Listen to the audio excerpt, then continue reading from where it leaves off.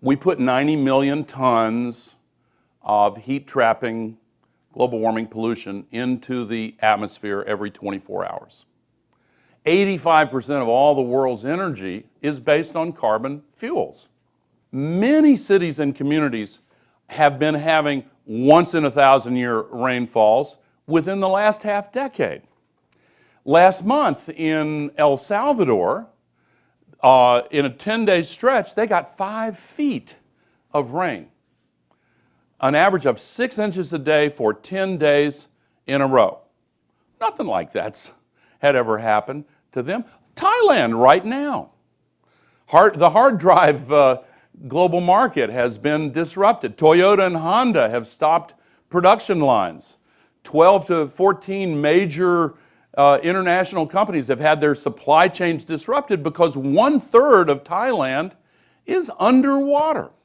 Governor of Vermont said, you know, we didn't used to have the climate of Central America. We used to have the climate of Vermont.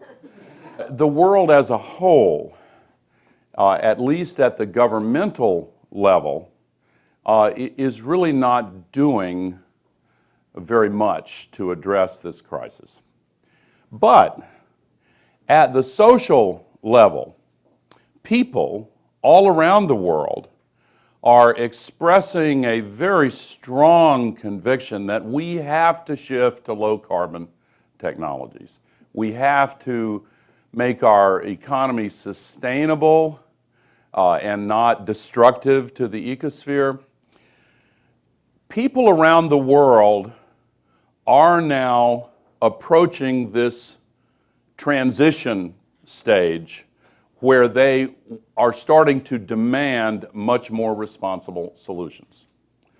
But the legacy political and economic powers of the preceding 150 years, and I think of the oil companies and the coal companies and coal-fired electric utilities, factory farms, etc.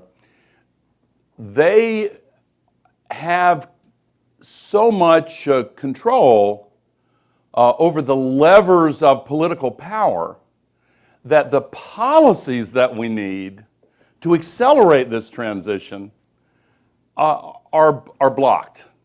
The internet and digital technologies are gaining momentum. More and more people are going there first, and the architecture of the public square on the internet is very similar to what it was when the country was founded, when the print-based media were dominant. Individuals have easy access, almost no barriers to access. Ideas matter. The issue is a massive global issue, and it needs to permeate all of media, right? And it needs to do it in a way that's bottom up, because the television media is sponsored, paid for, and on lockdown for the time being. So this idea of taking these ideas through gaming and pushing them up, I think, is really intriguing. And a reality is a larger-than-life projection of a tree that reflects the climate reality, the climate health of its surrounding community. And the idea really is we wanted to create something both in the physical world and in the virtual world. So it's really like a gigantic Tamagotchi game that people can play, that thousands of people can play to keep this tree basically alive and well, even though it's in constant peril. And the idea is that it reflects the actual climate reality through a series of data feeds that are actual data that's coming in from the surrounding areas, as well as news and insights from the political and corporate forces trying to, keep the truth suppressed in a way. Reality Drops is there to aggregate climate news, and we categorize it by means of hostility in a ranking of heat. Hostility, timeliness, how much chatter is going on in that forum right now.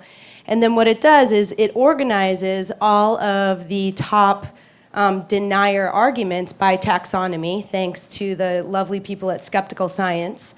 And it then creates for you easy drops of reality that you can pick up and then drop into the forums all over the internet. Yeah, I mean, the basic idea behind Climate Reality Patrol is to actually help separate fact from fiction. So people who are participating in the game help dig out what's really happening out there and help dispel the misinformation that permeates mass media. One of the strongest concepts we find in gamification is simplicity. So Climate Trail is inspired by the classic text-based gameplay of the Oregon Trail.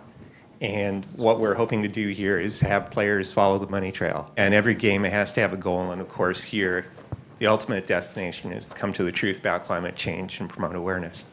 I mean, we're in this time now where we clearly have to shift to a new relationship to the ecosystem, and that involves reforming the political system, reforming the way markets operate to internalize externalities and all that. And it's a massive challenge. But the only way to break through is with repeated efforts, and you never know what's going to work. The fact that this is fun and could attract a lot of people, that excites me.